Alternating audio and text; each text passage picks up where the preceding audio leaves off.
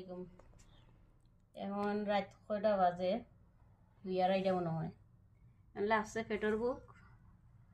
আর একজন আইছে এখন ডিউটি তো আমার বান্ধবী ডিউটি শেষ করিয়া গোসল করিয়া এখন দই দুধ কলা আর আমি খাইমো লাউ চিংড়ি আরও আছে ডিম আলু।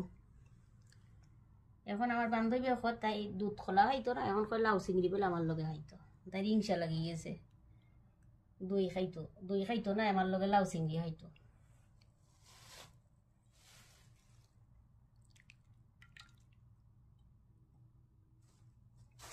এই দেখেন কতটুকু হিংসা আমার সাদিকর।